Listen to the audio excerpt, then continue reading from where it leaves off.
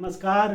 वर्ष 2014 GS fourth paper जो IAS mains का है, एथिक्स, मोरल्स और एप्टीट्यूड से, उसके वर्ष 2014 का पहला सवाल आज डिस्कस करेंगे अभी, जिसमें लिखा है कि सभी मानव सुख की आकांक्षा करते हैं। ध्यान दीजिए मेरी बात पे। All human beings aspire for happiness. Do you agree? क्या आप सहमत हैं?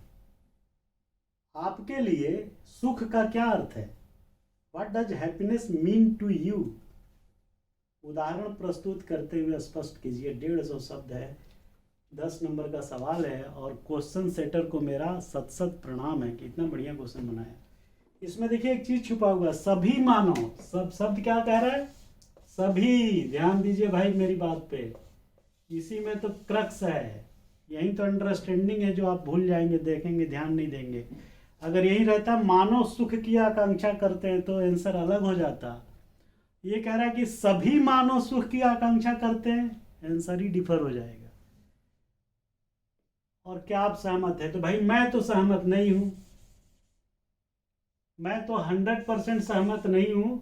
70-80%, 60-65-80, 90% सहमत हो सकता हूं, लेकिन 100% मैं सहमत नहीं हूं, क्योंकि ये कह रहा है कि सभी मानव सुख की आकांक्षा करते हैं। सभी मानव सुख की आकांक्षा नहीं करते भाई मेरे, ध्यान देना। All human beings aspire for happiness. Do you agree? No. क्यों नहीं करते?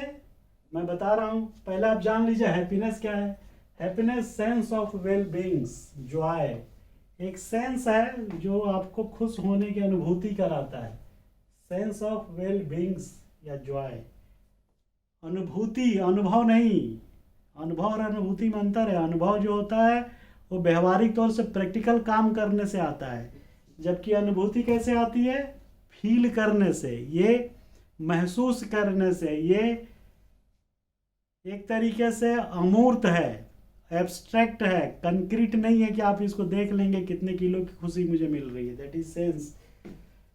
कंटेंटमेंट है, एक जगह कहीं लिखा था कंटेंटमेंट इज हैप्पीनेस, संतोषम परम सुखम।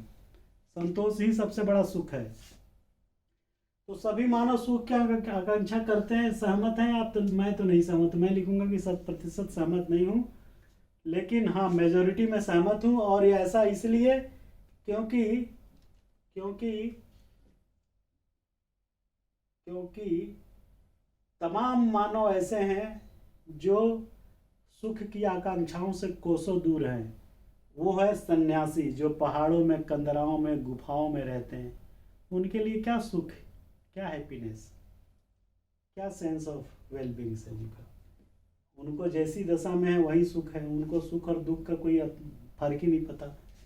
अगर फर्क पता होता तो फिर पहाड़ों में और इतने ठंड में कंदराओं में क्यों मिलते? मैड पीपुल, जिसे पागल और मूढ़ कहते हैं, उसको क्या मतलब है भाई? वो तो नाली में लेटा है, उसको वही सुख लग रहा है। उसकी कोई आकांक्षा नहीं है, क्योंकि उसकी बुद्धि जो है भ्रष्ट हो चुकी है, मैड है, पागल है। रेडिकलिस्ट, आमूल चूल परिवर्तन करने वाले, आतंकवादी टाइप के लोग, वो कहते हैं कि खुदा का, ईश्वर का जो है वो बसा दूंगा, पता नहीं क्या कर दूंगा। तो उनको सुख का कोई जो है आकांक्षा नहीं है। वो तो बस पूरा रेडिकलिस्ट, आमूल चूल परिवर्तन करने में किसी एक विशेष लोगों के साथ काम करते हैं। तो उनको लिए sense of wellbeing, sense of joy, sense of contentments का कोई मीनिंग नहीं है। इसीलिए मैं पूरी तरीके से सहमत नहीं हूँ, और मैंने ये एग्जाम्पल देके सिद्ध करने का प्रयास किया कि मैं 100% सभी मानव सुख की आकांक्षा नहीं करते हैं। जनरली सब लोग लिख देंगे हाँ करते हैं भाई। तो यही तो फर्क है आप में और उसमें, अंडरस्टैंडिंग का फर्क है कि आप कैसे चीज़ों को समझते हैं। तो एक क्वेश्चन ये हो गया खत्म। दूसरा कह रहे हैं कि आपके लिए सुख का क्या अर्थ है, उदाहरण बताइए। तो भाई हमारे लिए सुख का अर्थ क्या है, तो ये हर आदमी के लिए डिफरेंट हो सकता है। सुख का अर्थ मेरे लिए, चूंकि ये सबके लिए पूछ रहा है तो आप एक जनरलाइज भी नहीं कर सकते, लेकिन कुछ लोग सुख जो है उन चीज़ों में तलाशते हैं जहाँ पे क्वालिटी नहीं होती, उनको वही सुख नज़र आता है। जैसे एक काम क्रीड़ा और एक काव्य क्रीड़ा, वो दोनों में एक समान सुख नहीं हो सकता। एक आदमी को काव्य क्रीड़ा में ज़्यादा सुख है और एक आदमी को काम क्रीड़ा में सुख है। अब दोनों के लिए तो सुख सुख है, लेकिन एक में गुणात्मक है, एक में मात्रात्मक है, तो जो क्वालिटी है वो भी बेटर होगी सुख। तो हमारे लिए सुख का मतलब है किसी उपयोगी कार्य को करने में संतुष्टि की अनुभूति, जिससे व्यापक समाज का लाभ हो। हम कुछ ऐसा काम करें, हम कुछ ऐसा कार्य करें जिससे हमें सेटिस्फेक्शन फील हो। कार्य लीड टू संतुष्टि, और संतुष्टि जो है तब जब वो कार्य जो है सबके लिए, सामान्य पब्लिक के लिए, आम जनता के लिए, समाज के लिए जो है वो हो, उपयोगी हो। हमारे लिए सुख का ये अर्थ है कि हम कुछ ऐसा कार्य करें। उदाहरण जैसे मैं निःशुल्क ऑनलाइन कोचिंग जो आपको दे रहा हूँ, इसमें मुझे सुख की प्राप्ति हो रही, मेरे लिए सुख है। क्यों? क्योंकि मुझे लगता है कि हमारे इस कृत्य से किसी का उपयोग होगा, कोई किसी के लिए कोई उपयोगी होगा और उसका कुछ भला होगा एग्जाम पास करने में, तो ये मेरे लिए सुख है। पर्यावरण संरक्षण हेतु ट्री प्लांटेशन करना, उसको पेड़ पौधे लगाने में बड़ा सुख की अनुभूति होती है, क्योंकि उसे पता है कि पर्यावरण ठीक होगा तो समाज का सबका भला होगा। और मानवता की सेवा, कुष्ठ आश्रम में जा करके और बेसहारा लोगों के जीवन पे कुछ वो करना, ये भी एक सुख है। तो हर आदमी के लिए अलग अलग सुख है। तो हमारे लिए जो सुख का अर्थ है मैंने बताया, आप भी कॉपी कर सकते हैं, उदाहरण दे सकते हैं। दूसरा इसमें क्वेश्चन कह रहा है कि मानव जीवन में नैतिकता किस बात की प्रोन्नत करने की चेष्टा करती है? लोक प्रशासन में यह और भी अधिक महत्वपूर्ण क्यों है? मानव जीवन में नैतिकता किस बात को प्रोन्नत करने की, what does ethics seek to promote in human life? देखिए, मानव जीवन में जो एथिक्स है वो किस चीज को, किस बात को प्रोन्नत करती है कि आप सत्यवादी बने मानव जीवन में।